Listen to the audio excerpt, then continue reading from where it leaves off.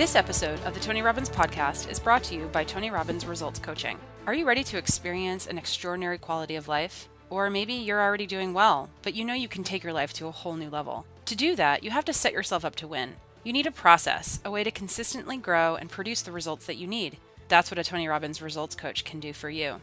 Whatever area in your life you want to change, your relationship, your health, your career, or your business, coaching is one of the most valuable tools you can have. It's an investment in yourself, and it can yield some of the highest returns.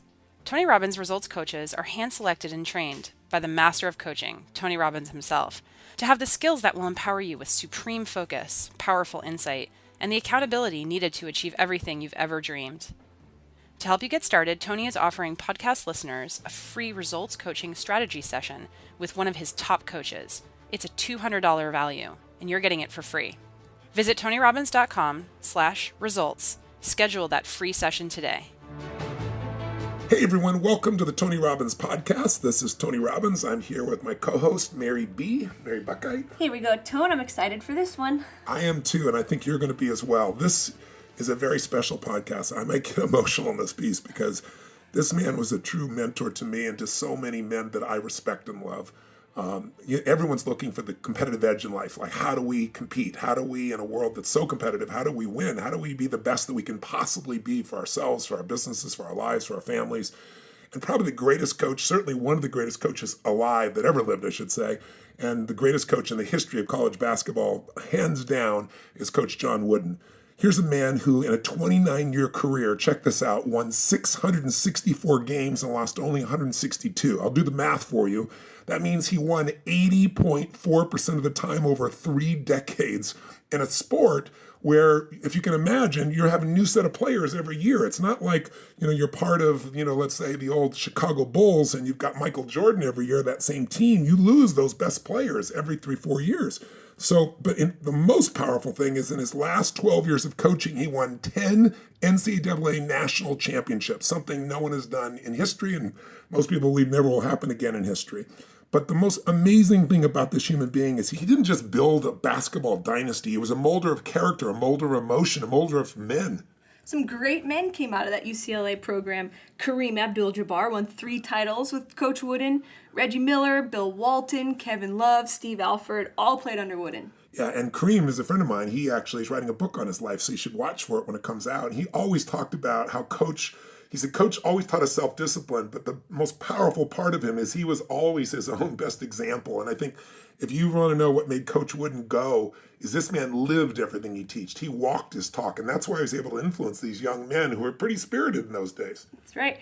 Back in my days at ESPN, before I found you, Tone, I used to love some of my favorite stories to read by some of the other columnists and writers were always about John Wooden. All the greats had these stories of just like what a character he was on the golf course, in the practice arena, how he would tell guys how to tie their shoelaces, their socks, like every single detail. Just such a beautiful man, so beloved. When people would go out and make like what would be considered a 3-point shot today, in those days he'd say, show me 100, of these free throws, or he'd say, show me 100 layups in a row. His entire thing was, it was all about execution. He didn't care how cute it was or how great a shot from a distance. He wanted to make sure that you never missed the details.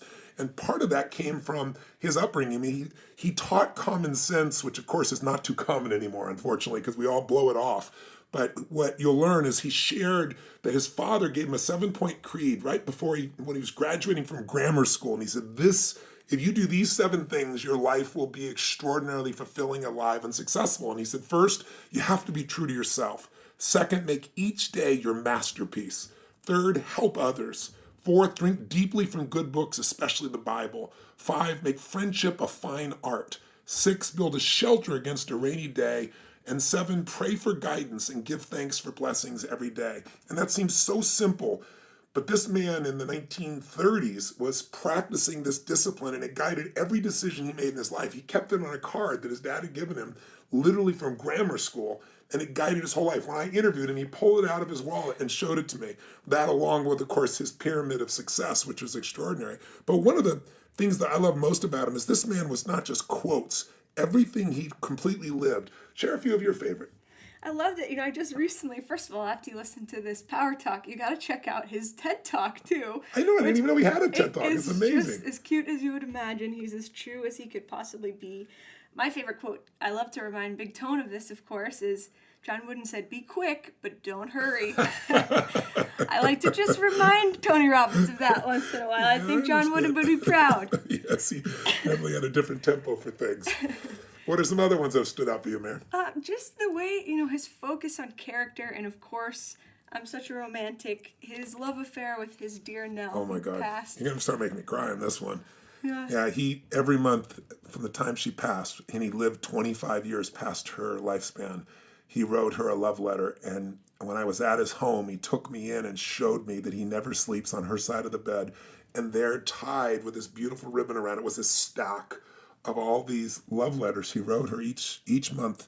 It was you couldn't have a dry eye. I don't care how hard you are. I'm a softie anyway, but such a beautiful man. But it also just, as you said, his focus was his quote was always be more concerned with your character than your reputation. Because his whole thing was, you got to focus on things you can control. You can't control what people think of you, but you can control who you are. And it was more important for him how these men turned out as human beings than it ever was even just how they performed. And, a lot of people out there ask me about coaching, and he had a great quote. He said, "A coach is someone who can give correction without causing resentment."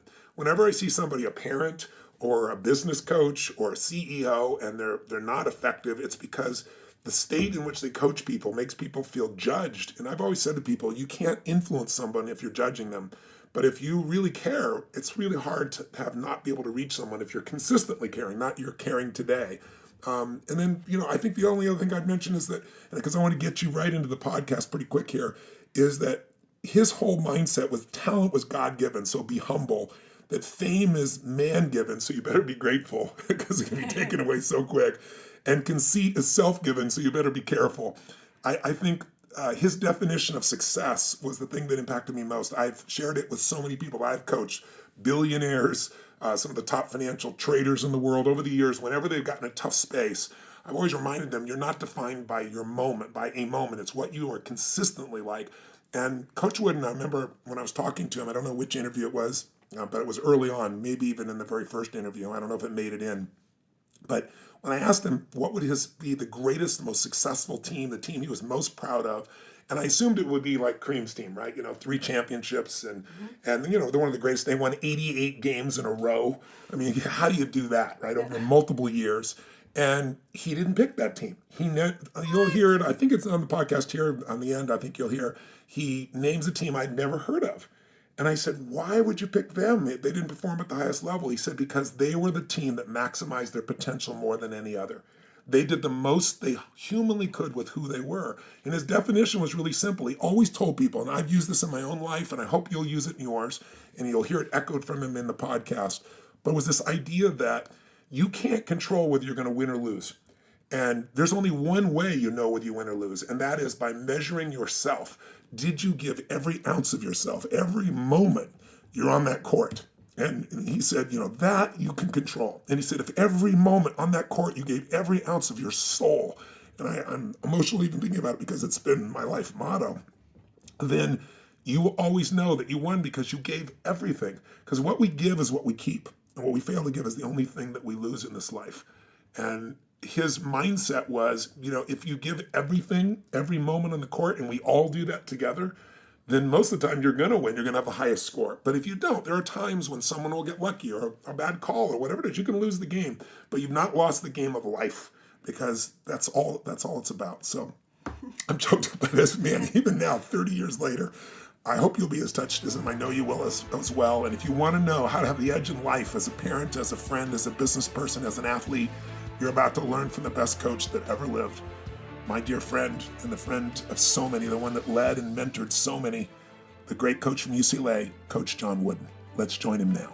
And now we'll go back to 29-year-old Tony Robbins to hear his power talk with the man of principle, the great Coach John Wooden, who would be 106 on October 14th, 2016.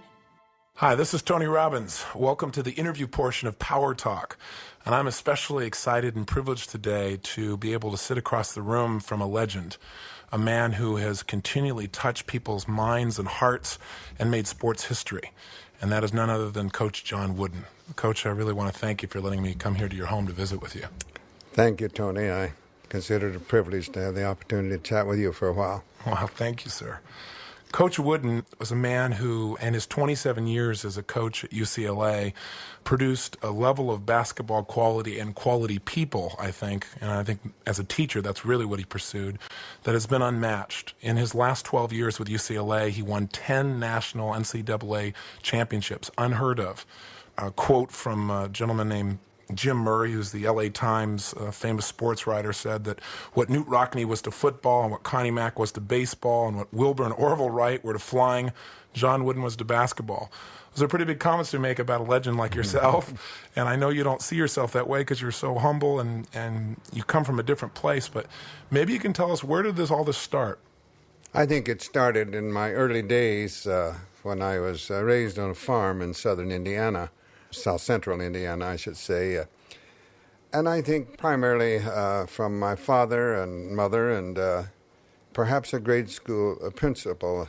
I went to a small three-room grade school, but the principal had a remarkable effect on me, which you don't realize at the time, but later on. Yes. And my father, too, who with only a high school education, I think he's probably as wise a man as I've ever come across. Tremendous common sense. And one of the things that he tried to get across to me and my three brothers, which I didn't appreciate probably at the time, was that you should never try to be better than someone else.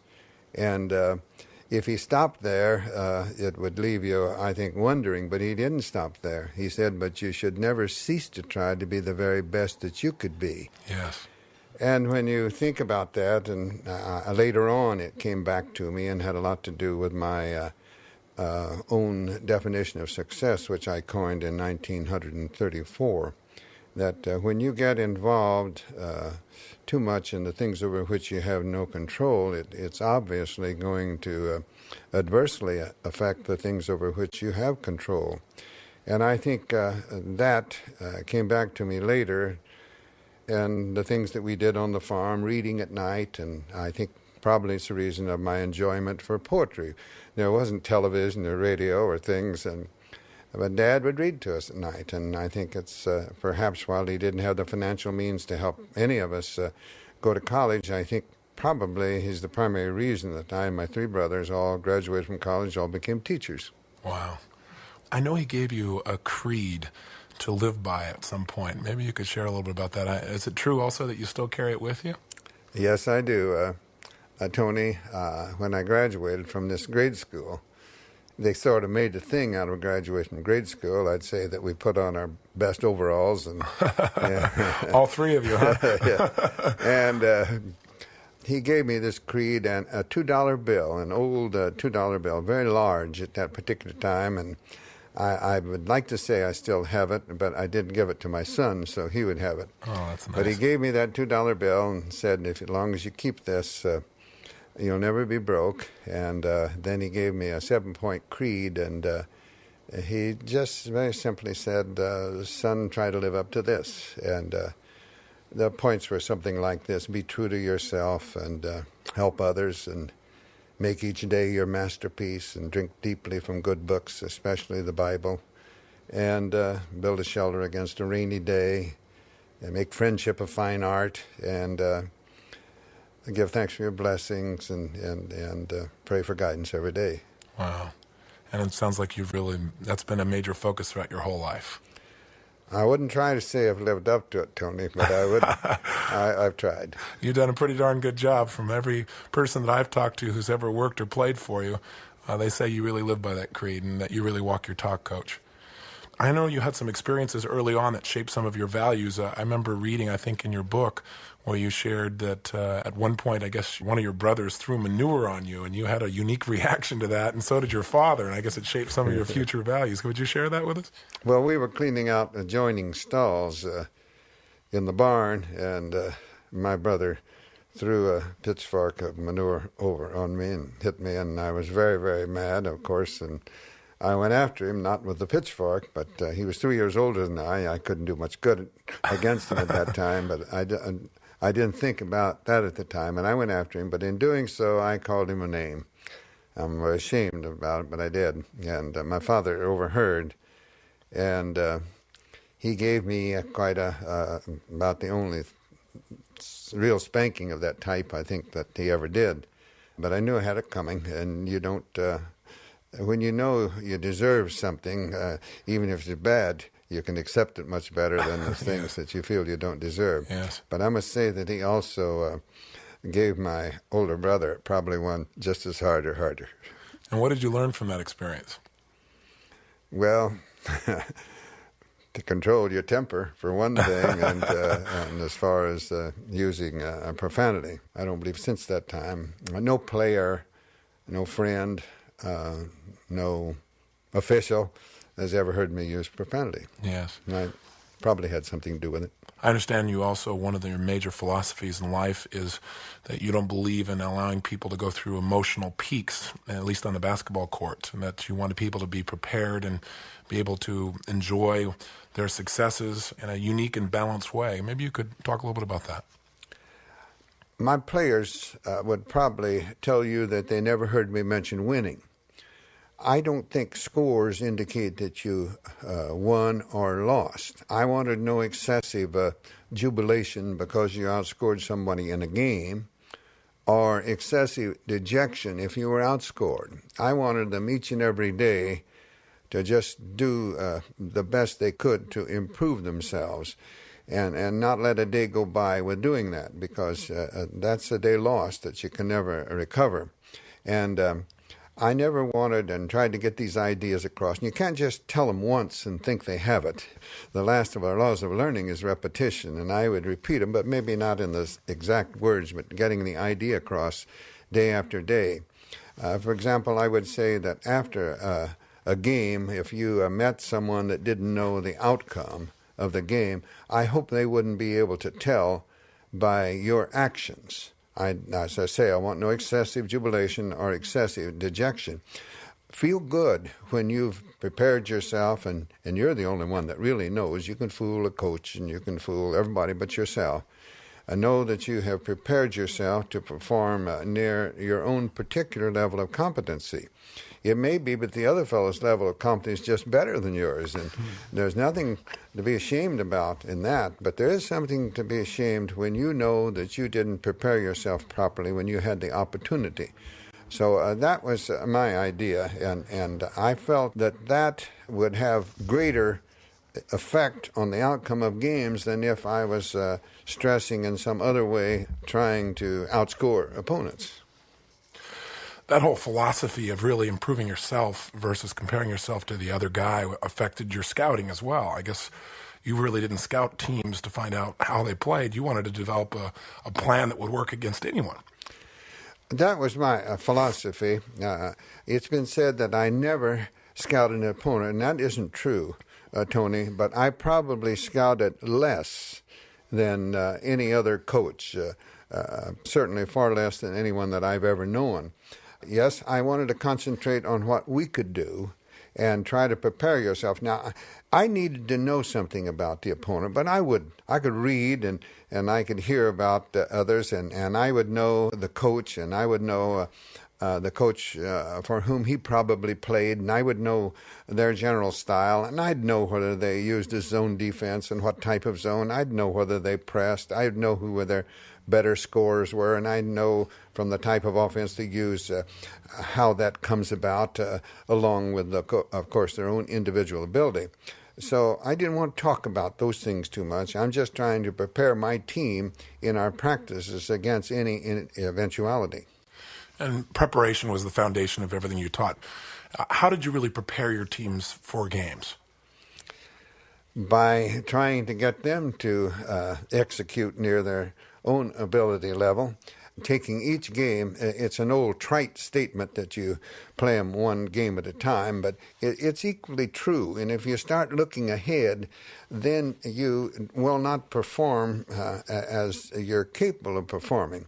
Or if you dwell in the past because you did real well in the past, that's not going to have anything to do with how you're going to perform the next time. So you've got to prepare individually for each and every one, and not let the what's happened before or what's likely to happen in the future affect you, knowing that the only real way that you can affect the future is by what you do at the present, and what's happened in the past cannot.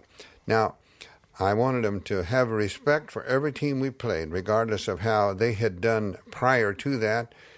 Don't fear them, and don't give them no respect. You must respect everyone, and just make the effort to execute near your own ability level. I know that repetition was a major part of how you train people. As you said, it's one of the laws of learning. I think a lot of people in life avoid repetition. They think it's boring. What is your reaction to people who think repetition and hearing the same things over and over again is boring? Yes, I think it's been said that consistency is the last refuge of the unimaginative. But I feel that that's the way habits are formed, is through a consistent repetition. And now I must change my drills a little bit, still teaching the same thing. And I might, as time goes by, change the amount of time that I allow for certain drills. Some groups will pick up a little quicker than others. You have to constantly be analyzing those under your supervision. If you're not, and don't make it fun, Bill Walton recently on an interview said one thing about Coach Wooden, he made practices fun. Even though we did the same things in many cases every day, there would be little changes, and he made them fun.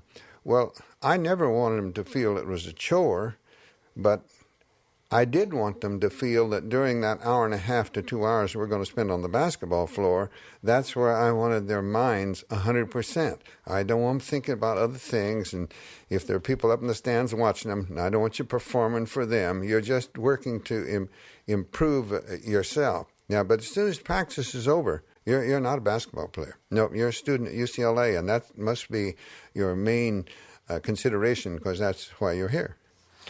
I know that a lot of these values were installed in you by some of your coaches. I know at one time you were offered the opportunity to go play for the Celtics and go barnstorming across America for, what was it, around $5,000 in those days, when $800 a year was a huge sum of money?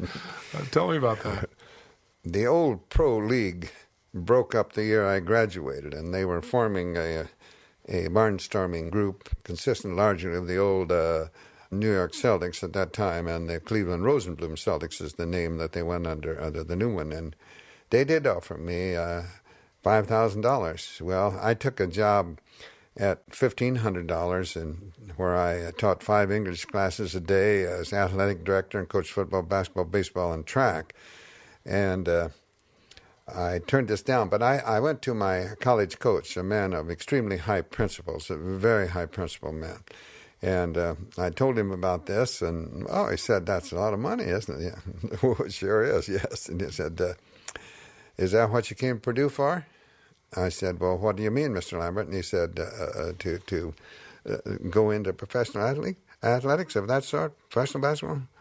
I said, no, I didn't. I came to get an education. He said, did you get one? I said, I think so. And he said, well, I think you ought to take advantage of it. But that's a decision that you have to make. You have to decide for yourself. But he was very wise in things like that. There are other things along that line that he did that probably subconsciously had an effect on me.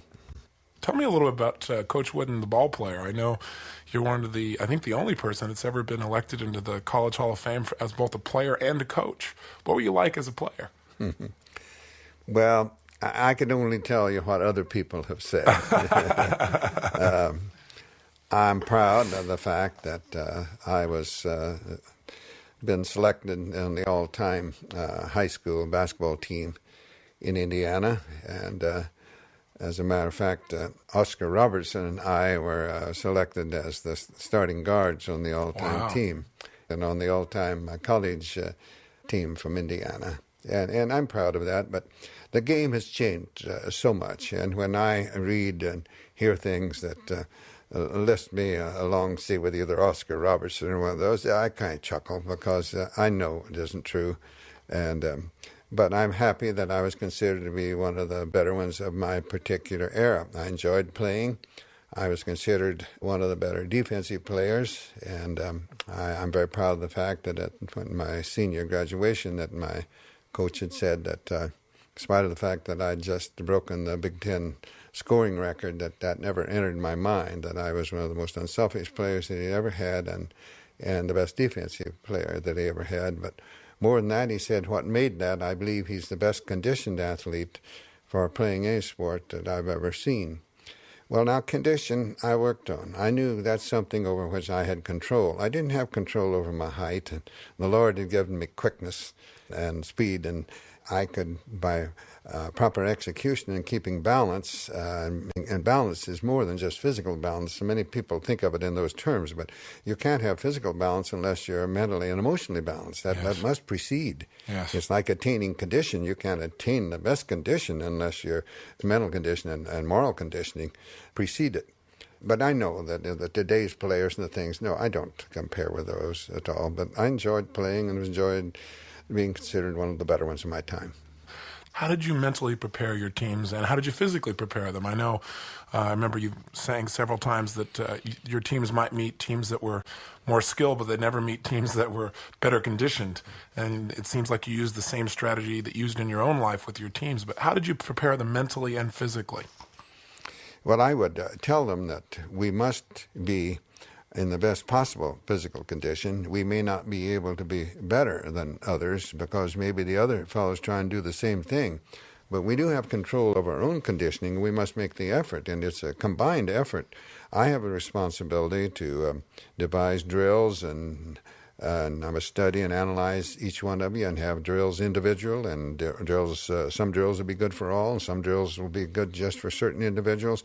I must know how to apply these drills in practice. I must not continue them too long. I must know as the season progresses how they're going to change, and I know how I must devise new ones to prevent monotony and all of those things that I must do. But young men, you have a responsibility too. Your responsibility begins every day when practice ends until you return, because you can tear down more between practices than we can possibly build up during practices. And I know that many of you are probably thinking I'm speaking of immoral conduct, and certainly that isn't conducive to the best physical condition, but we must just practice moderation in all things. And if you practice moderation in your eating and rest habits and other things, then with my living up to my responsibilities, we'll come close to realizing the physical condition that we're capable of. We can't do it perfectly because no one can be perfect, but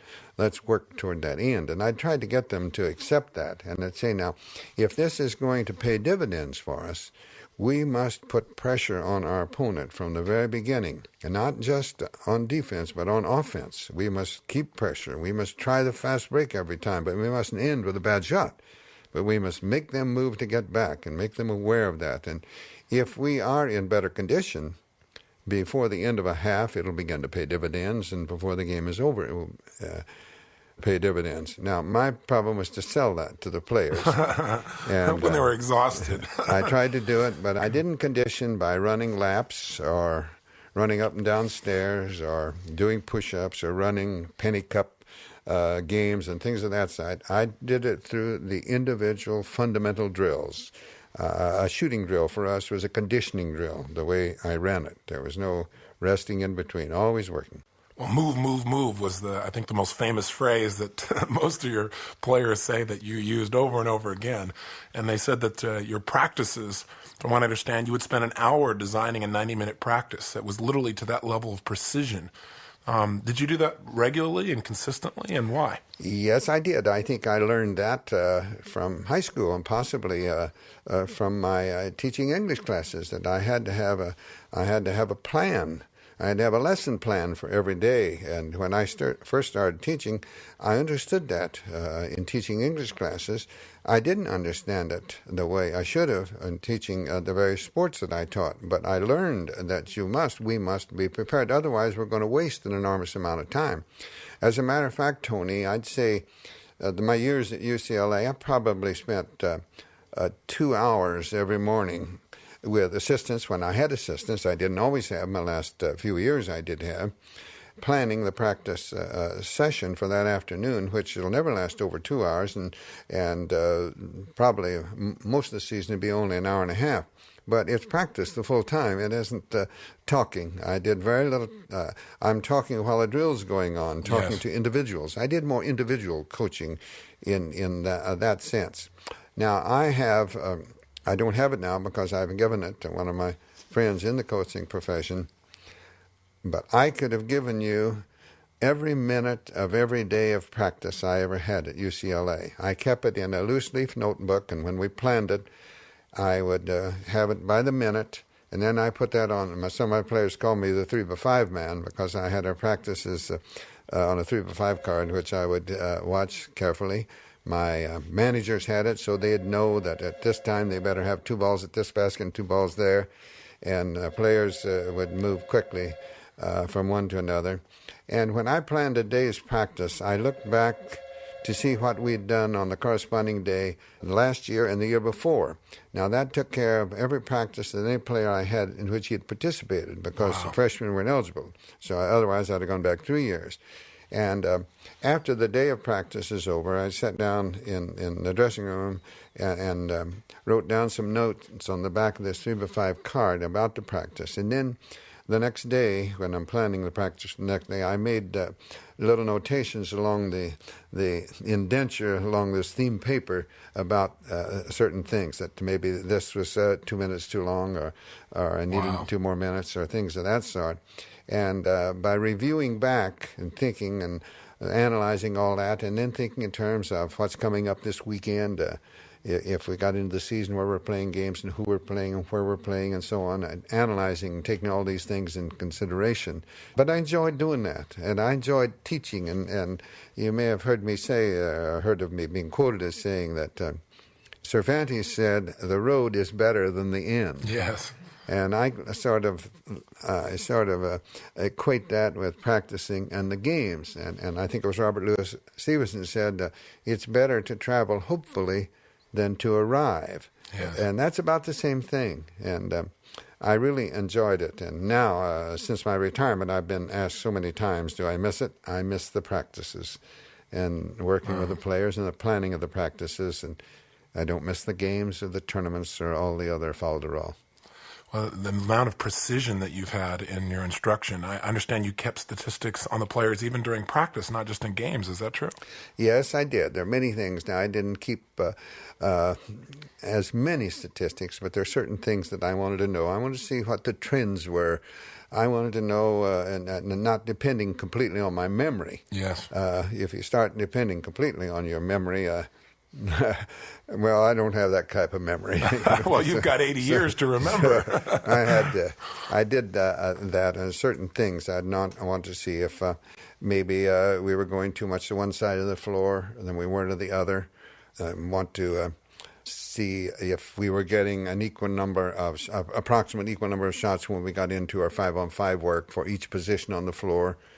And some players will get more just because they're more gifted and can do more individually. But I wanted the vast majority of our shots, for example, on offense, to come from within the framework of our team, not an individual. I disliked one-on-one basketball and wanted it to come out of the team. But there are times when you do have the one-on-one. So I wanted to primarily check trends. That's why I kept certain statistics.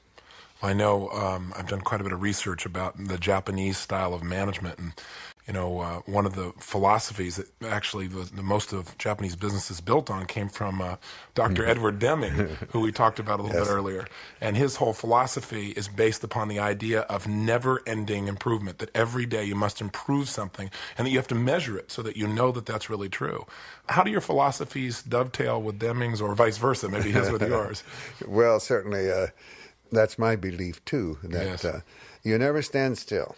You're either moving upward a little bit or you're going the other way a little bit. We can't expect to go upward too quickly, but we can sure go down very quickly. The slide down can be in a hurry. Yes. Progress comes steady if you're preparing yourself for that and you're giving it the consideration of all aspects that you should. You must not let adversity, if you seem to be held up, bother you, because good things, and these are the ideas that I tried to get across, all good things come through adversity. And yet most people try to avoid adversity. Yes, and as someone said, when I look back, it seems to me all the grief that had to be left me when the pain was over, stronger than I was before. And I believe that. You get stronger physically through weights, adversity. You get stronger mentally through increasingly difficult subjects in school. You don't start out with calculus, you start out with arithmetic. Yes. And I think we get stronger morally and spiritually through adversity to some extent. So, and yet we do fear it. We don't want adversity, and yet that's what makes us better. We should learn from it, and we certainly should not fear it. You can't get stronger, say, in an athletic point of view, if you constantly are playing inferior opponents. You may start playing to their level. Yes. You've got to be challenged to improve. Part of my job, I felt as a teacher, was to challenge the students under my supervision. And there's so many things that must be taken into consideration for that. You may be, I'm probably sure you're familiar with some of the things that Wilfred A. Peterson has written, and I picked up many years ago one on the art of living, and he has others, and I just recently received another one from him. And under leadership, he points out some things which I thought were true, but maybe didn't concentrate on them as much. For example, one that struck home very much is that the leader must always be concerned in finding the best way, not in having his own way. And another one was that the leader must make sure that all those under his supervision know that they're working with the leader, not for the leader. Yes. And I think you have to do that now. In my basketball teams at UCLA, they're not playing for me. I didn't want them to feel that, but we're all working together for a common cause. And it's up to the leader to get that across and not get lost in his importance. Then he becomes a dictator type, and that doesn't work out too well. It seems to me that in reading some of the documents and talking to some of the people that you've coached, that you really coached with tremendous strength. You expected a tremendous amount from your players, but they all perceived that you cared very deeply for them, that you were a coach of love. Well, the coach whose philosophy I admired was Amos Alonzo Stagg, and he once made the statement, he never had a player he didn't love. See, he had many he didn't like and didn't respect, but he loved them just the same. Well, in my early years of teaching, I would tell my players, I like you all the same, and I'm going to treat you all the same. Now, I never did. I was thinking that I was, but I wasn't. I didn't like them all the same. They didn't like me all the same. They didn't like each other all the same. Right. And yet I was saying that. And I never treated them all the same. I didn't want to show favoritism, but I think the surest way to show partiality and favoritism is to treat everybody alike. I think that's the surest way. I say, I'm going to try to give you the treatment you earn and deserve. And I have to make the judgment on that, and I know that I'm imperfect and I can be wrong, but if I am, I'm the one that's going to get caught up for it because this is my vocation. And if I don't do things properly, it'll be found out, and then I'll be somewhere else. So in many ways, it's little things like that that help you do well in the end more than the techniques of the game. Yes. What do you think you contributed most to these players? Again, I know your humble approach is you don't take credit for things, but what did you really contribute to these players beyond the basketball field? On a basketball floor, rather. I would say that I'm most proud of the fact that practically all my players got their degrees, and most all of them have done well in whatever professions they have chosen. I'm asked so much, aren't you proud of all your players that played professional basketball? I said, yes, I'm very proud of them, as well as I am of the 20-some that are attorneys and the 4 ministers and the number of dentists and the number of doctors and the teachers, and most of them, however, in business, because most of my players at UCLA majored in some sort of business.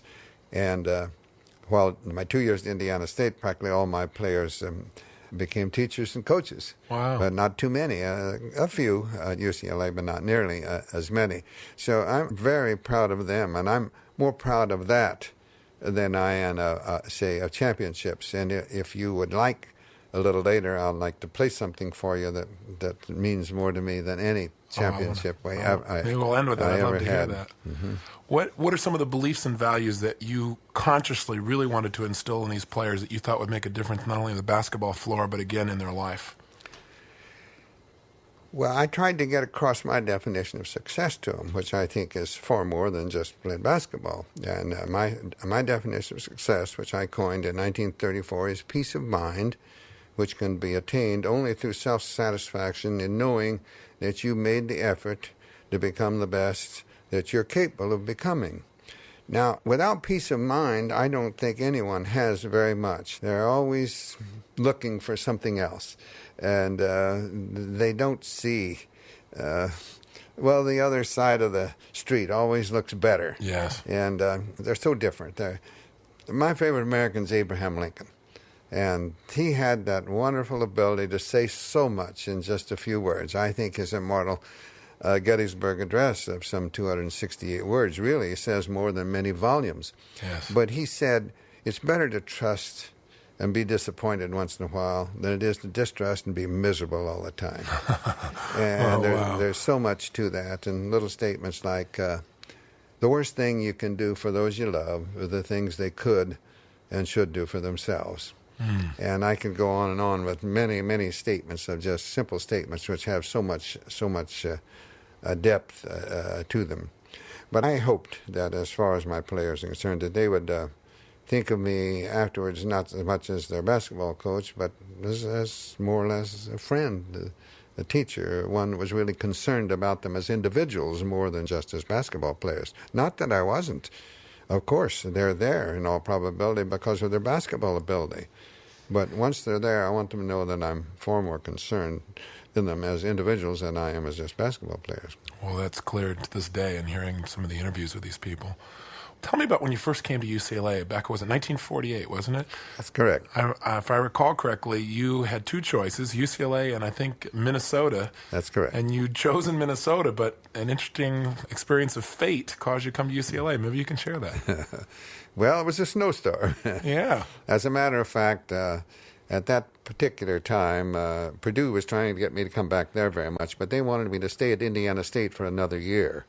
And then they were going to let the coach go, and I didn't feel that was the right way to treat people. And I just decided I wouldn't be interested in Purdue. And Minnesota was also wanting me, and UCLA. And they had both offered me the positions, but there was a little hitch in Minnesota, in as much as they wanted me to keep as the assistant the coach that I was replacing. Now, they were not firing him. He wanted to be out, wanted to retire, but he still wanted to keep sort of a hand in it. And he was a fine man that I liked and enjoyed, but I just didn't feel that it would be best. I knew our philosophy of the game was different, and I didn't think it would be best. And they didn't have it in their budget for me to bring an assistant with me. So UCLA had offered me the job, and they wanted me to let them know by, I think it was 7 o'clock one evening in April. And Minnesota, they were to let me call at 6 o'clock to let me know whether or not that they had worked out in the budget. There was a Board of Regents meeting with the Director of Athletics was going to be there with him. And he didn't call me at 6, and UCLA called at 7, and I accepted. And about 8, I got the call from Minnesota saying everything is all fine. And I said, well, I'm sorry, I've committed myself, and I can't back out on it. And the reason they didn't get the phone, there was a what they called an unseasonable late snowstorm. I'm not sure that a snowstorm in April in Minnesota is unseasonable or not. Yeah, but that's anyway, right. that was the reason that he couldn't get the phone. The lines were down, and that's. I would have gone to Minnesota had they called at 6 o'clock. That is true. Well, I'd be curious about some of your beliefs about destiny, because I know that there are many experiences in your life like that. I know you were stationed or scheduled rather to go off to war in the South Pacific, and you got appendicitis, and as a result you didn't go, and the man who took your place was killed by a kamikaze pilot. I mean, there have been a series of experiences like that. I remember reading about one of your associates, who later became an associate, Eddie Powell, who came to you. Maybe you could share that experience. But I'd be curious to know two things. Maybe you could share the story of Eddie Powell and what happened. But secondly, I'd like to know, what are some of your beliefs about destiny? Do you think there's a certain amount of this is predestined for you, or is it a matter of choices? Is it a combination of the two? What are your beliefs in that area? Well, I'm not particularly a fatalist, but Yes, I do good. believe. I'm not either. I do believe that there are things that I don't know how to explain it. It's been said, that we may not know where our paths may lead, but we know they're being directed in some way. And I sort of believe that. And things have happened that's been unusual. Now, Eddie Powell,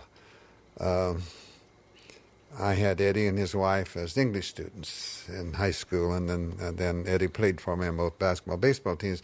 He was a terrible basketball player, it seemed to me, practices and everything. And yet, on the other hand, his sophomore year, he was a fine baseball player. And his second baseman, he made the double play well, and he was a good hitter, and was just a fine clutch player. He was on the basketball team, but he didn't get to play. Maybe I kept him on the squad subconsciously because of the fact that I needed him in the spring on baseball. But we had one time when he was his junior year, and it was early in the season, but we were rated. There were three teams. They run ratings with the AP and UP in Indiana with high school teams, just like they do in the colleges. And there were three teams, or the top three, and they were ourselves and Fort Wayne Central and a team from Gary, Frabel of Gary. And it's by a quirk of the schedule somehow, they weren't in our conference, and this was before we'd opened our conference. We played them on consecutive nights. We played Frabel in Gary. Oh, my gosh. Then Fort Wayne Central, we played them in South Bend. And we had a tremendous game with Frabel of Gary, and I think we ended up by winning at 47-45. And Eddie, of course, didn't get in the game. He was on the bench, and he didn't get in the game because it was a tough game. I'm not going to put him in a game like that. We went to a restaurant to have something to eat before driving back to South Bend, and Eddie sat over by himself. And I went over and said, "Come on, Eddie." And I said, "What's the matter?" And he said, "I might as well drop basketball. I'm not doing any good and never get to play." And I said, "Oh, Eddie, you must never give up. You never can tell what can happen. And if you're not enjoying it, that's one thing. But if you feel it's just because of a lack of playing, that would be wrong." And he said, "Coach," he said, "I know if you'd let me play with Eddie and Jimmy and Bobby, and I know that if I could play with them, I could play well. I never get to play with them, and I know I could." And I said, "Eddie, have you ever shown in practices or games that you should be in there?" "No, but I know I could play if you'd put me in there." Well, I said, "Okay, Eddie, I'll play you tomorrow night against Fort Wayne Central." And boy, he lit up like this. And then on the drive back, I said to my wife, who always went with me, and I said, "Honey, I pulled another one, another mistake." And she said, "What'd you do this time, honey?" And I said, "Well, I told Eddie that I'd start him tomorrow night." And I said, "That's not right." He said, "He hasn't earned it, and he hasn't deserved it, and I made a mistake, and I must go through with it because I gave my word, and I must live up to it." I said I didn't tell him how long he'd played, though. So, but you figured you put him in for a short time. Huh? So I thought to convince him that Fort Wayne Central had a player who later became an All-American player at Indiana University, and at that time was considered perhaps the best high school player in Indiana by the name of Armstrong. So I thought, he'll convince Eddie in a hurry. And I put Eddie defending him. I used the man-to-man defense, of course, always helping on the weak side. My man-to-man defense is practically zone weak side. It's just man-to-man on strong side. Mm-hmm. And, to shorten it up, he held Armstrong to the lowest number of points he'd ever scored. He scored more points for us than he'd ever scored in all the games he'd been in put together. He got a number of rebounds and just played a tremendous basketball game, and was selected as our most valuable player at the end of the season, and the next season and started every game from that time on. And it was sort of odd that some of the reporters said after the Fort Wayne game, "Coach, you really were saving him for this game, were you?" It was just a farce in a way that happened to come about. And it makes you wonder, how many other young people have you missed because of something like that not happening? And I still say I made a mistake by telling him to do that, but I did tell him, and it was a good mistake, it turned out, because I found a great competitor in there and played extremely well. Never practiced well after that either, but always played well. He got up for the games. Well. Mm-hmm. Later became an assistant coach for you, didn't he? Yes, he did. Came out here with me after he was in the Marine Corps for 5 years, and he came to Indiana State hoping to play, but he had developed varicose veins, and he just couldn't play, and he was I used him as a student assistant. I had no assistant, and I used him as student assistant because he's a very intelligent player. And then when I came to UCLA, he still hadn't graduated, and he came out here with me, and I used him as a student assistant here, and he got his degree from UCLA and is here, and I'll be attending their wedding anniversary in a couple of weeks. Fantastic. He and Henrietta, that were, they're sort of like Nellie and I. I never went with anyone but Nellie, and he never went with anyone but Henrietta. So they're very dear to us. That's neat. You offered him the challenge. You said that's what makes people grow. You certainly gave it to him, and he met the challenge. When you first came out to UCLA, I know there were quite a few promises made to you. One was the place to play, which I guess you didn't get for almost 16 years. And you also came out to a team that I think you were, if I remember correctly, a little bit disappointed with the base of talent that you had to start with. I think UCLA's team back in 1948 was selected to, or predicted to place last in the league. What happened that first year? Well, Tony, I'm correcting one thing that has probably been misrepresented. I know I've never said it, but they didn't promise me a place to play. Oh, I see. But they led me to believe that when my contract was up, that they were working on it, and there'd be a place to play by the time I'd finished my contract with them.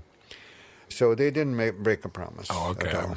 I saw, though, before I'd been here too long, that it wasn't going to happen. Of course, it happened, my 17th year, I guess it was. Yes. But in seeing the talent when I had them, I thought, the team that I left at Indiana State, my team there, my first year I had 11 freshmen, 1 sophomore. Freshmen were eligible then because of just the war just being over. And so I had them all back the next year, and now I'm going to have them for 2 more years. And they were good. They're getting better all the time. And I thought they'd have taken this UCLA talent and trounced them. Right. But UCLA had some good players the year before, but they still hadn't done well. They'd had an outstanding player by the name of Don Barksdale, an All-American Olympic player, and they had Davidge Minor, who'd played in Indiana high school and beat us out of an important high school game one time, and I remembered him very well. And then they had George and John Stanich. John Stanich had graduated, but George was still there, and I had him. But the talent just didn't compare, actually. And I thought, it's going to be rough, but we had the best year that UCLA had ever had and won the conference, and that's one of the years that has given me the greatest personal satisfaction. How did you do that? How did you take this raw talent that didn't seem to be there and turn it into a championship team in 1 year? I started a different style of ball that wasn't played too much on the coast, and I think it caught a lot of others by surprise a little bit. They hadn't used the fast break and been more or less ball control, and these players were conditioned to playing ball control basketball, and it seemed to me that they adapted very well to a different style, and that probably helped them tremendously. And maybe other schools were down a little bit. That I don't know. I hadn't seen them before, but I'm very proud of that particular group. I'm proud of any that won a national championship. I know that you said many times that most basketball games are settled in the final 5 minutes. and that it's in those 5 minutes that you think you can win the games because the other guys are burnt out because you've pressed them all game long and you've run them all game long. And was that part of the strategy with your first teams? Oh, absolutely. I took that, I think, probably from going way back to my college coach. And I felt that if you are in better condition, the only way to make it pay dividends is to keep pressure on constantly, both offensively and defensively. So we tried to do that. And not too many were doing that on the coast at that particular time. Not that they weren't well coached. It was just a different style. Mm-hmm. And I think that really is true, and I think that was true at the end of my coaching. Generally speaking, if the teams are comparatively evenly matched, the better conditioned team will probably prevail. Well, they'll be in a mental and emotional state to be able to execute, basically, as a result so. of that. That's interesting. What were some of the key ingredients you were looking for in your players? I mean, what were some of the things that you really expected from them or demanded from them in terms of qualities? I'd be curious. Well, I think from a physical point of view, the most important attribute that any player can have in any sport is quickness. But that quickness must be under control. If it isn't under control, you have a lot of activity, but you have little achievement. And Yes. I don't want activity without achievement, which is another statement that I often use. Now, to have your quickness under control, you have to be balanced, emotionally balanced, and mentally balanced. And so that's what you're working for. To have the physical balance, you have to be mentally balanced to know where your feet should be, where your head should be, where your hands should be, and how the joints should be relaxed, and all those things. That is something that I tried to concentrate on as much as possible. I think in life there's two words that are important: love and balance. Now maybe we just need the one, Tony. Maybe love would take care of everything. And I think it would. True love would. But you have to have balance. And balance is keeping things in perspective. Not letting yourself get too high, not letting yourself get too low, and keeping all areas of your life. Eating must be balanced. Rest must be balanced. Everything must be in balance. And that's what I'm trying to get across. So I'm looking for quickness and then hoping that I can help keep it in balance. Now, the next thing I'm looking for is teamwork. Yes. They must be concerned about the team more so than individual accomplishments. I try to point out that if the team does well, there's going to be credit for all. If the team doesn't do well, there's not going to be all that much credit. And you're all a part of the team. And so I'm trying to get that idea, and you try to point that out in different ways, like describing them as a machine, an automobile, a powerful automobile. Now, this player may be the engine. Yes. But how good is that engine if a wheel is missing? Yes. It isn't going to take you anywhere. And you may be just a wheel on this team.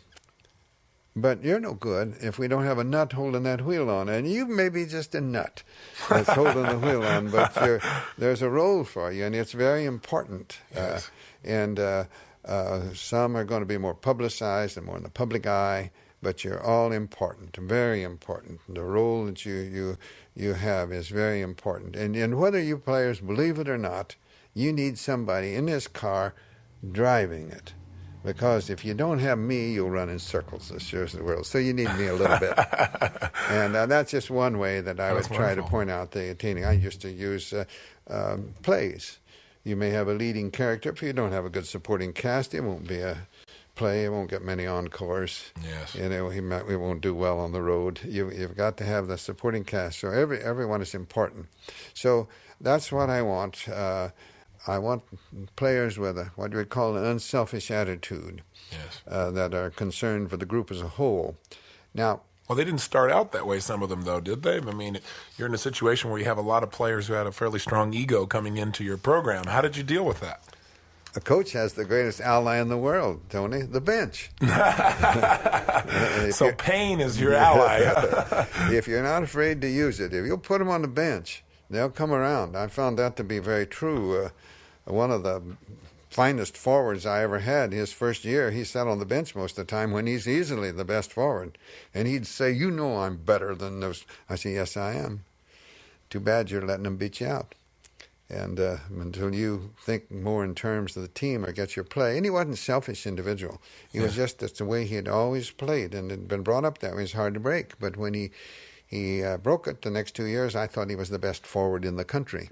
If you use the bench and don't antagonize them. You can't antagonize and get positive results, in my opinion. So you've got to do it in manners that you try not. This particular one of the greatest boosters I have. Wow. And yet... Because he knew you were fair. Yes, they must know that you're fair. Yes. They won't always agree, but another thing I always try to point out, that when we disagree, do we have to be disagreeable? I don't think so. I think we can disagree without being disagreeable. Gracious sakes, if we didn't disagree on something, this would be terribly monotonous.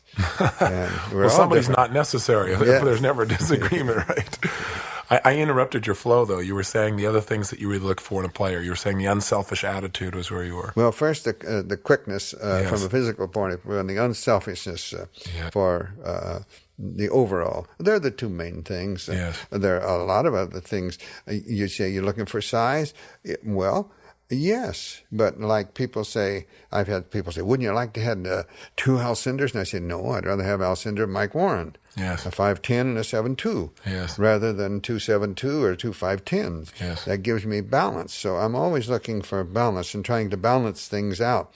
Now, all coaches want the same thing. You want them big and quick. Yes. But where many of them would give up some quickness to get more size, I would give up some size to get more quickness. I wanted my guards to be quicker than opposing guards, my forwards to be quicker than opposing forwards, and my centers to be quicker than opposing centers. I didn't expect my centers to be quicker than opposing guards and so on. Right. But that's the one thing more than anything else that I'm looking for in a prospect that has the grades to get in UCLA. That's the first thing you always look at. First is, can he get in? If he can't get in, I don't care how good he is. He's no good. That's right. As far as you're concerned. Right. What was the creed that you gave them? One was to be unselfish, but I know you had a creed that, just like the one you carried for yourself, that you reiterated, I think, time and time again with the players. Well, I'm not sure of what you're referring to there, Tony. Okay. I had different things, little things that I put on the bulletin board from day to day.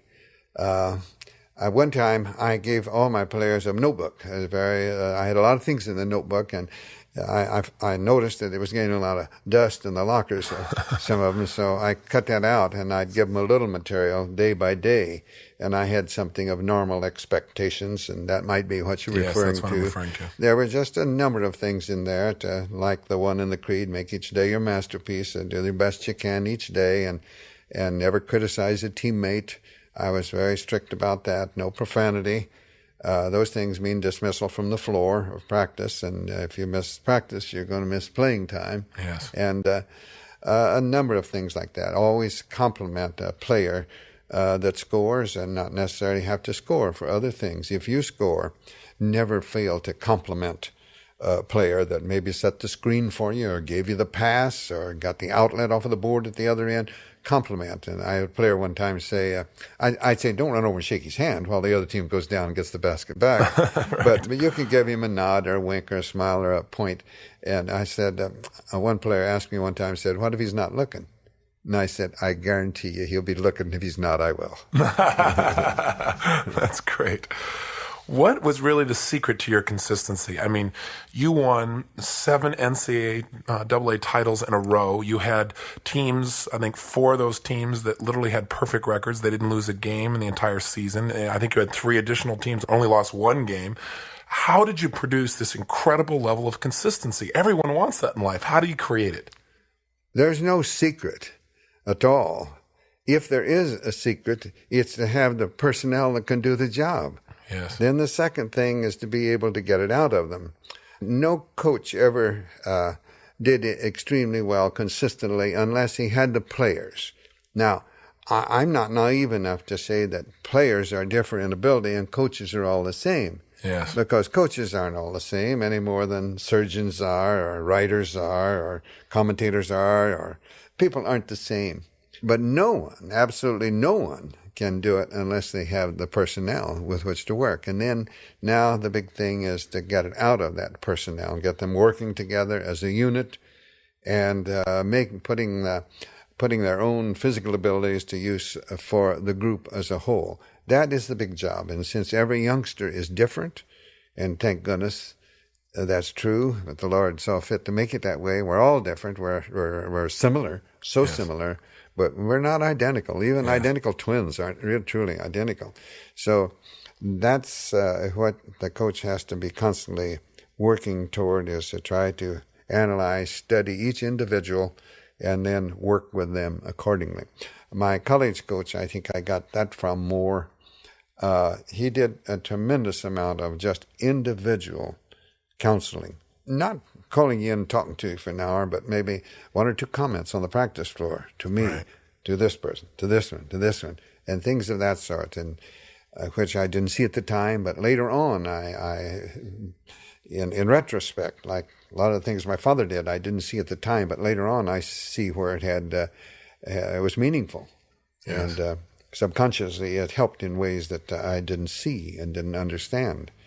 So I think in trying my best to not permitting them to live in the past, to take, in a sense, each day as it comes, each game as it comes, and working hard toward that one point in the creed my father gave me, is trying to make each day a masterpiece. And that means just doing the best you can every day. You can't do more than that. I've heard coaches say he gave 110% or 120%. Nobody ever gave 110%. They don't have it. You can't. 100% is perfect, and no one's perfect, so you can't even get 100%. I had an interesting thing. I was on a panel back in Boston with the late George Allen and Red Auerbach, the famous coach of the Boston Celtics, and myself. And George Allen was speaking, and he said that he demanded 130% from all his players of the Washington Redskins. And I said, Coach Allen, I said, did you get 130%? And he said, what do you mean? And I said, well, I felt that I never was able to get even 100% out of any individual. I was never able to get 100%. I was trying to get as close to it. I thought 100% was perfect, and I just want to know how you got 130%. And he said, Coach Wooden, sit down. You're messing up his rap. You told me what success means to you. What's failure? Failure is knowing that you didn't do the things that you should have done. That's failure. And you're the only one that will really know. It's like character and reputation. You're the only one that really 100% knows your character. Your reputation is what others perceive you to be. And it can be different from what one's character really is.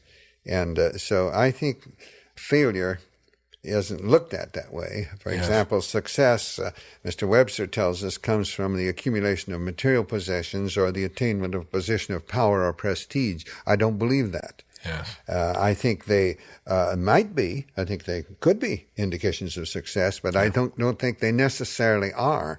To my way of thinking, in my analysis, an individual is the only one that will truly know whether or not they're successful, because they're the only one that really knows whether they've made the effort to make the most of what they have under the conditions that existed for them, and trying constantly to improve the existing conditions. Too much of the time, we complain about what we don't have. And as soon as we do that, then we're not going to make the most of the things that we do have. Yes. And if we make the most of the things that we do have, that's going to bring us more of the things that we don't have at the particular time. But I think that's a tendency for us to do that an awful lot. So I think success lies again within the individual rather in the eyes of others. I talk to people very often who have become quote-unquote successful by cultural standards, as you define it, and some of which that are considered to be, quote, at the top. And yet rarely do I find them very happy. And often the number one thing they say they're looking for is the very thing you mentioned earlier, which is peace of mind. Mm-hmm. What advice would you give somebody who's, quote, made it to the top and still is missing peace of mind? To look around for things that they can feel that they're really helping others in some way, and there's always ways. For example, in the history of our civilization, many wars have been fought and millions of lives have been lost because heads of state differed with others are leaders of some sort in regard to religion or race. Yes. And we know that's true. And I think if those people in those leadership positions really had more consideration for others, those problems would never have been as severe. There'd always be problems. But I think that these prejudices today, and they exist, that you and I, and you, others are all somewhat responsible unless each and every day we try to do something in our own little way to alleviate unjust prejudices. Now, people say, what can I do as an individual? You can't do much as an individual, but boy, we're not individuals. We are many, but are we much? And we become much when we all contribute in our own little way. So I think people that have seemingly reached the top of their particular profession or perceived to have reached it at least, and don't have a peace of mind, it's because that they're always looking on the other side of the street. And I think you should always be trying to do better. And no matter how well you've done, that doesn't mean you still can't do better. And you should always be trying to that. Although I know that there comes a time when we go downhill a little. We don't go uphill like that. We may go downhill pretty fast, but we can slow it down to some extent. By constant demanding and improving upon ourselves. That's right. Right, that makes sense. Each and every day. What is a coach? Well, they've been defined as many things. They've been called many things. They've been called many things, it's true. By different people. But to me, what a coach really should be is a teacher. He's just a teacher. And he's a teacher just as an English teacher is, or a biology teacher is, or a physics teacher is, or a math teacher is. He's just a teacher. He's trying to teach youngsters under his supervision to make the most of the abilities that they have in this particular thing, and realizing that the individual abilities that they have are going to be meaningful to others. And not just for themselves. And if you become so wrapped up in yourself and lost in your own narrow tunnel vision, lost in your own egos, which we all have to some extent, and I think our strength lies in our ability to keep our egos down. Yes. But I think we should all have some. We should all have ego to some extent. It's pride, and we should all have some pride. But we should earn it. Yeah, that's right. We should not let it get out of a perspective at all, which the tendency might be at times. How do you know when you've done a good job as a coach?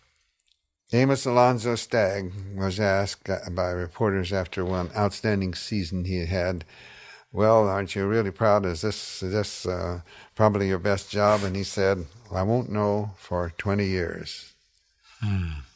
So it's what your youngsters do after they've left your supervision that really determines whether or not you have done a good job. On a smaller basis, not as meaningful, when you watch your team play, how they play, do they play the way that you've tried to teach them to play, coming close to that, you can judge, feel whether or not I've done a pretty good job. If you just base it on the score, no. I felt that we have been in games that we outscored our opponent that, in my opinion, we lost. And we've been in games where the opponent outscored us that I felt we've won. We did. We came close to our ability. I did a pretty good job helping them reaching their maximum ability that I could expect at this particular time of the season. So I think that's your job as a teacher. In the mid-30s, I read something that said, no written word, no spoken plea can teach our youth what they should be, nor all the books on all the shelves. It's what the teachers are themselves. And that's what a coach should be. I think a coach has a responsibility to be a model, to set an example. And those that don't, I don't, in my opinion, don't think they should be working with our youth. I think one of the most important things to teach anyone and to be a model of is how to deal with disappointment, because they're inevitable in life. And I think when most people think of you, Coach Wooden, they don't think of disappointment because you had so many victories. But the truth is, you spent almost 16 years before you had your first national championship. And I don't think most people really think about those 16 years. Most people would give up, or some coaching careers are over in 16 years. No one would have known who you were.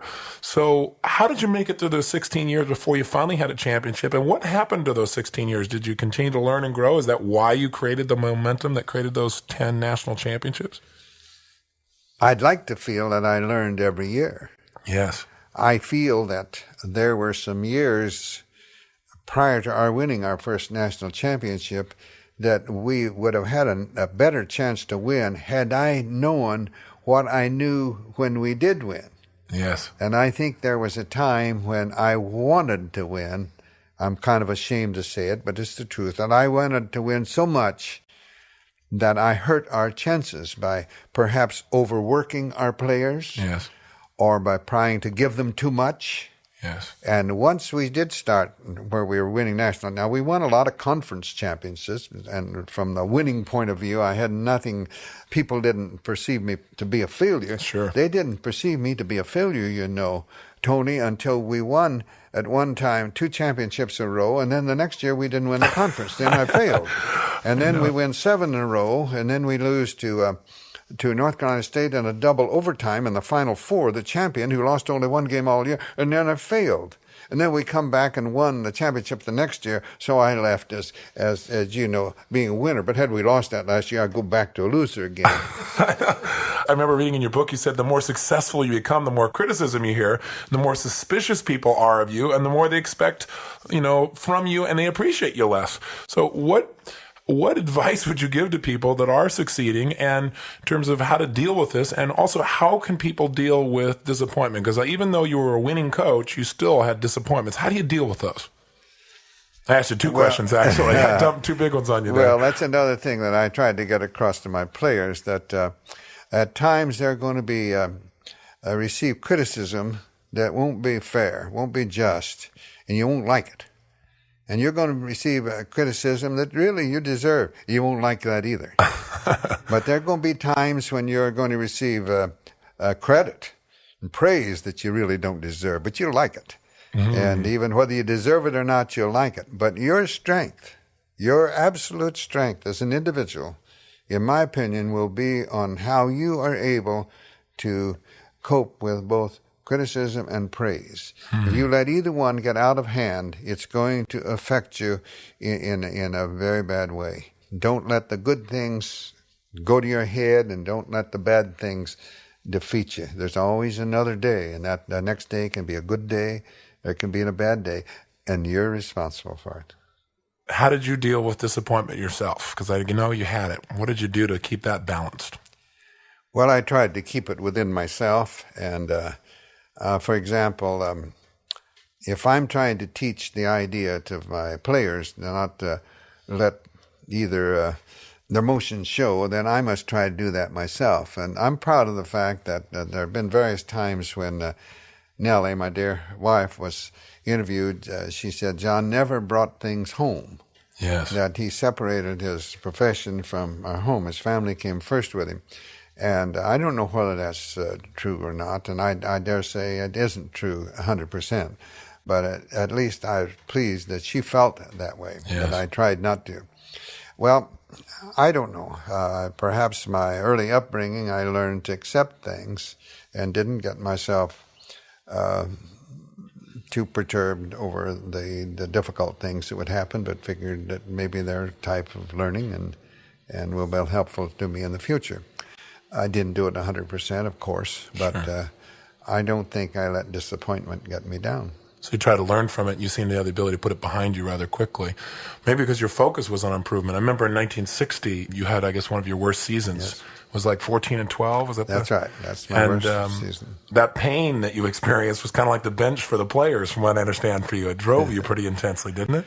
Well, Sam Balder, who was a sportscaster here, had said before that season, if UCLA has a winning season next year, I'll push a peanut the entire length of the Miracle Mile with my nose. So when we finished 14 and 12, in some sense, I might have felt better with that particular team than I felt with some other teams that maybe won a national championship. Perhaps they came closer to their potential. Yes. And I never felt, for example, while that's my poorest year of coaching, it definitely was not my most disappointing year. Yes. It's the poorest year from a won-loss point of view. Yes. But it's not the most disappointing year. But I had disappointing things. But my disappointments were not so much from things of that sort. My disappointments came through maybe knowing that I had failed with some particular youngster for some reason, or something in my family. Those were my disappointments, or disappointments in some players. If I lose a player for some reason, that maybe it could have been avoided if I'd have handled something a little differently, and things of that sort. Those were my disappointments, and I just had to accept them, that I'm going to have them, and I can't let them affect the future. From my understanding, in 1960, you really committed to revamping and improving everything you were doing, though, at that time. Is that true?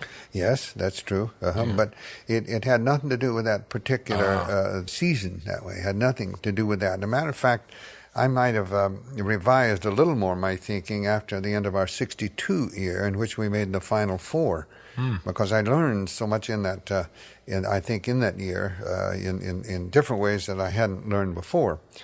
And I did make some changes then in my practice procedures and limiting the number of players that I used until games were really won or lost. Now, from that time on, I tried to tell all players that there'll be 7 or 8 players that are going to do most of the playing until the outcome is settled. Yes. But that doesn't mean those that aren't get to play aren't important. You are very important. The nuts and the wheels. Yes, That's yes, right. and that's. But that's the job, is to get them to believe that, Yes. and go along with you. So that's the more difficult type of things with which you have to cope. Tell me a little about your pyramid of success that you shared with your players. I talked to them over the pyramid once a year a couple of weeks before practice started, and asked them to come in and discuss it with me if they had any aspects. And some years no one came in, some years some came in. But the sort of surprising thing is I don't think there's hardly a player that talks about it after he got out that said he didn't understand it at first, but he had found it most meaningful after. Not too long ago, Kareem Lewis was interviewed, and they asked him that question about the pyramid, and he said he thought it was kind of corny when he first heard it. And Yes. Later on, he saw it was a little more meaningful, and he began to see it a lot as he was finishing, but it had its greatest effect after he got out of school. Well, that pleased me. Now, that derived from the fact that after I'd entered the teaching profession, I didn't like the way of judging the success of my English students. A or B was successful. Most of us are average, and C is the average grade, and yet parents seem to think that a C is appropriate for the neighbor's children. but not for their own. And if their youngster didn't get an A or B, either their youngster had failed or the teacher had failed. And I just didn't think that's fair. I believe in the good Lord, and His infinite wisdom didn't create us all equal as far as intelligence is concerned, any more than we're equal as far as size or appearance. We're not born in the same environments. We don't all have the same opportunities. And I didn't like that. And so I began searching for some way to what I thought could make me a better teacher and give the youngsters under my supervision something to aspire to other than just a higher mark or more points. Yes. Then I think from my father's influence, I developed my definition of success. Yes. And in 1934, I started working on that, and I put success, according to my definition, at the apex. And then I started working on the foundation. At that time, I don't know how many blocks I'm going to have in it or whatnot.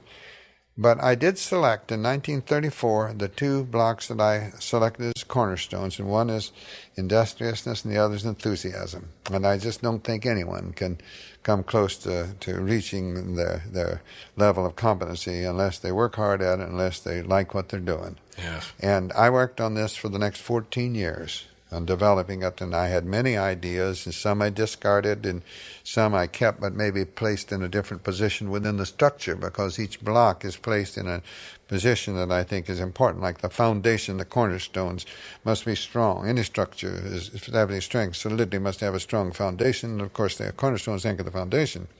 But in between those, I placed 3 blocks that include others. And we include others, we're adding strength, friendship, loyalty, cooperation. Yes. And then the next year, I put 4 blocks. I ended up with 4 blocks. Just when I ended up with 5, then I started working up. The first was self-control. And the next one was alertness, being alive and alert and seeing things are going around you. The next was initiative, not being afraid to fail, knowing you're not perfect and you're going to fail at times, but you'll learn from them. And then the 4th block was intentness, and that's determination or persistence and not giving up. Yes. And then in the heart of the structure, I had 3 blocks, and one is condition, mental, moral, and physical. Yes. And then the skills, being able not only to be able to do what you're doing properly, but to be able to do it quickly.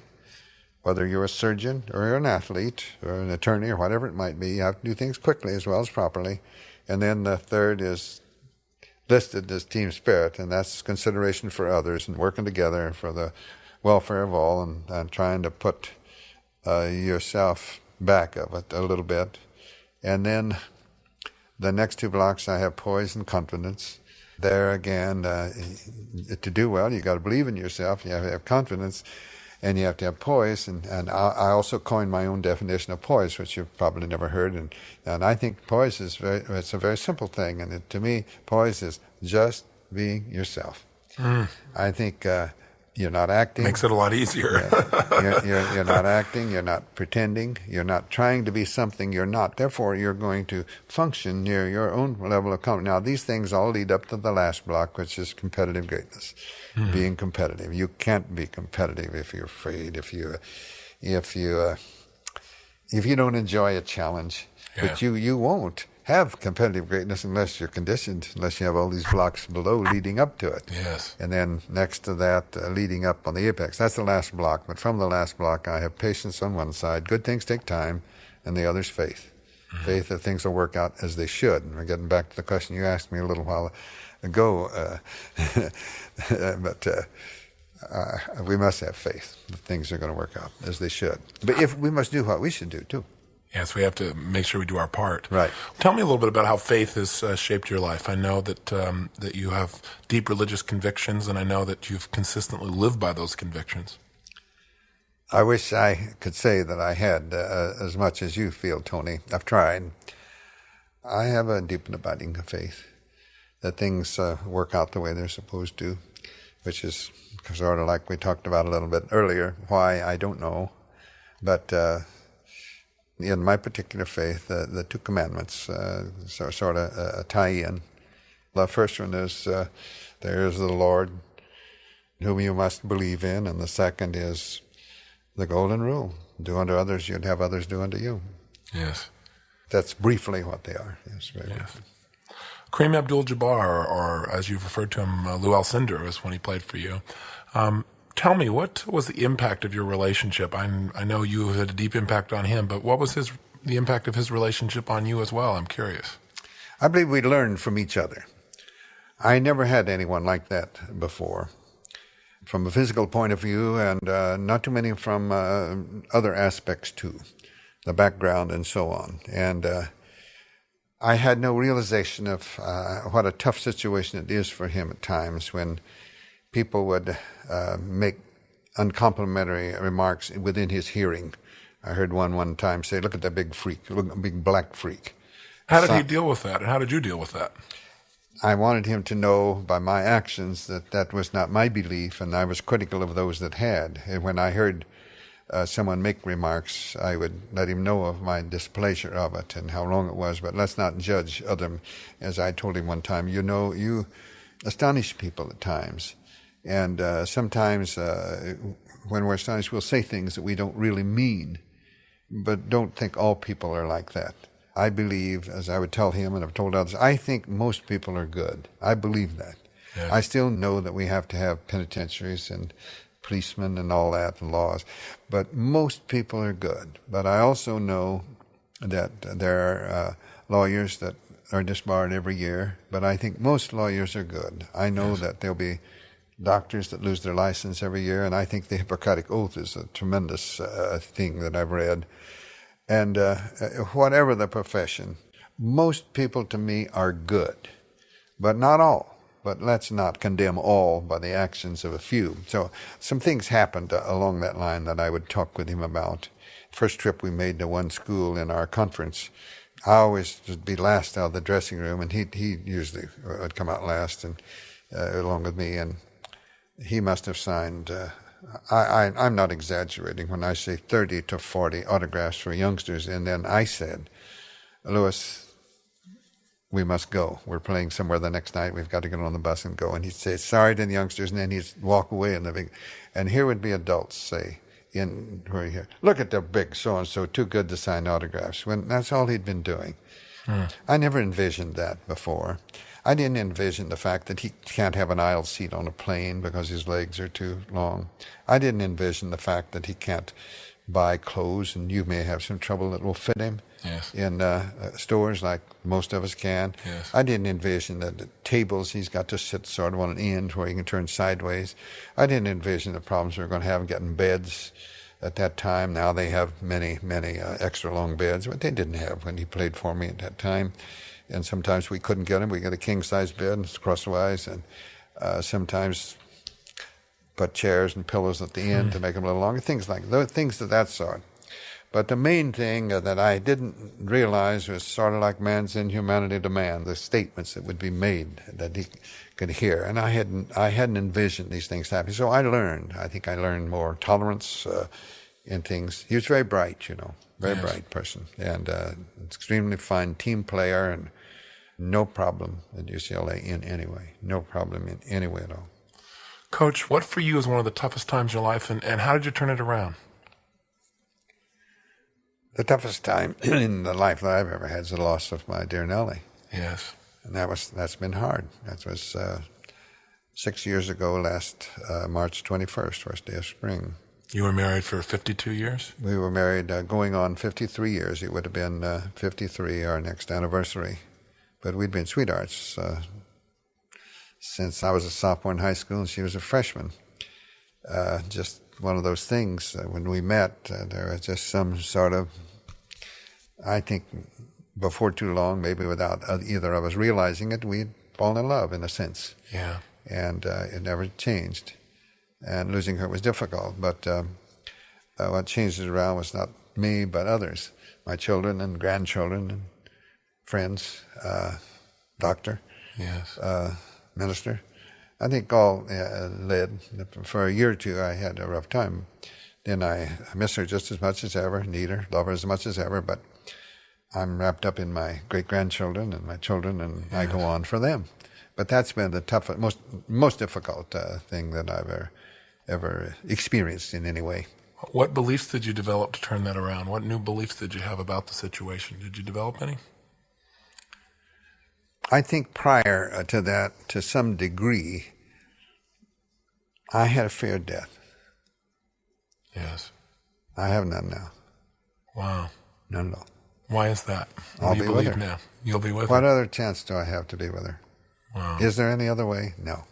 I'm with her somewhat as I go around the room, because in our condominium here, which she picked out and furnished, I haven't made a change. The only thing has been addition of great-grandchildren, which she never got to see. Otherwise, there's no addition, no change. It will not be, and I won't move. She really was your coach, wasn't she, Coach Wood? Oh, she was a tremendous help. Going back to our high school days, it might be hard for most people to believe, but I, as her parents said, that they had never known anyone as shy as I was. I was very shy. Really? And she recognized this, and she got me to take speech and public speaking in high school to try to help me.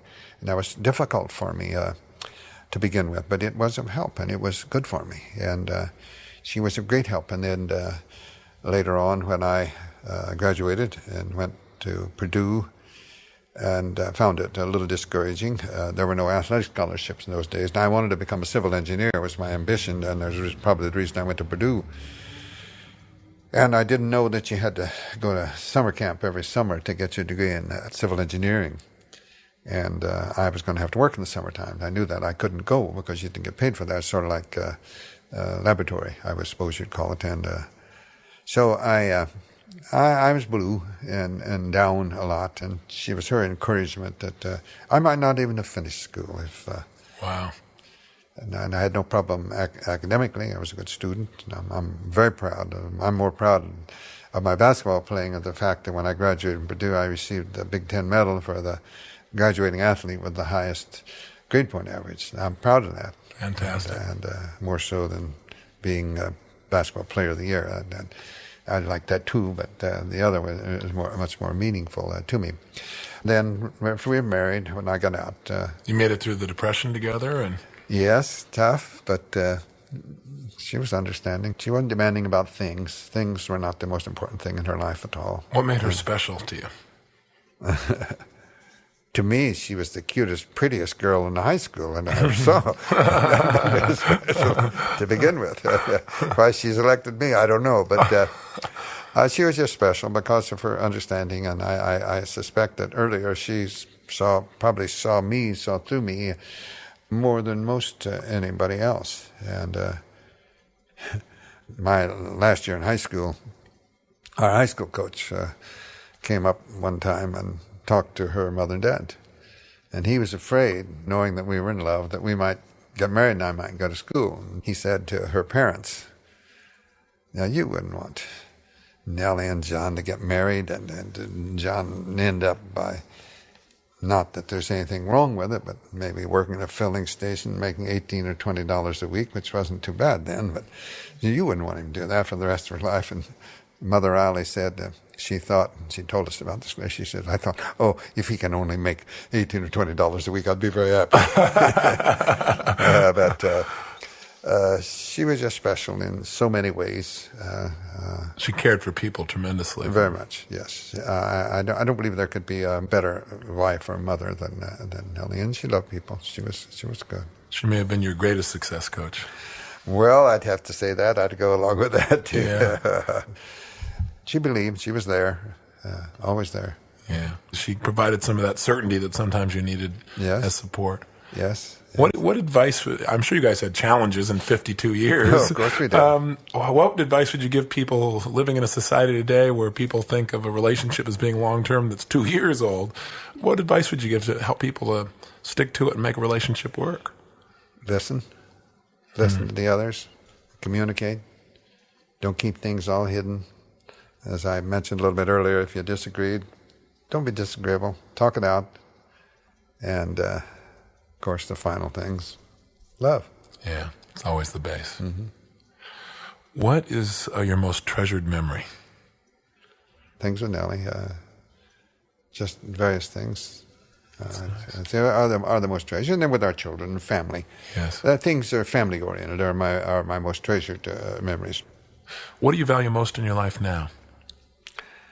Well, I'm living for my family, my children and grandchildren and great-grandchildren. They have given me reason to go on and to do things and not become a sort of a hermit-like person. And I'm pleased that so many of my ex-players are in contact with me and ask me about things. What are the most important lessons that you've pulled from this life that you think would be valuable to share with your grandchildren and to share with just people as a whole? So difficult to answer that, but I would say that among the things that I think are real important, and maybe I haven't lived up to them to the degree that I should have, and that is that being concerned for others, being considerate for others. The golden rule. Yes. Being considerate of others maybe covers a multitude of things. Well, they say there's a mystical law of nature that the three things that mankind crave most are freedom and peace and trying to think what the third one is. But at any rate, you can't have any of them unless you give them to others. Maybe the third one's love. Yeah, you say there's many things along that line, little sayings that I'd like to pick up here and there from the vision of Sir Launfal, but it's not what we give, but what we share. For the gift without the giver is bare. Who gives of himself with his alms feeds three, himself, his hungering neighbor, and me. And there's so much truth in those things. You can't live a perfect day without doing something for another without any thought of something in return. That's wonderful. I believe those things. Not that I've lived up to them. Don't misunderstand me at all. Well, you've certainly pursued them on a regular basis. Try. I know you've said often that something to the effect of that success is only the result of the lasting things in life. Yes. What's your actual phrase? Well, on that is real happiness and success comes from the things that cannot be taken away from you. And material things you lose. Yes. In time, you're going to lose material things, but it's the other things that are that you never lose. Love. The Tony Robbins podcast is directed and hosted by Tony Robbins and Mary Buckheit. Carrie Song is our executive producer. Strategy and distribution by Anna Jorg and Tyler Culbertson. Jamie Carvajal and Adriel De La Torre are our digital editors. Copyright Robbins Research International.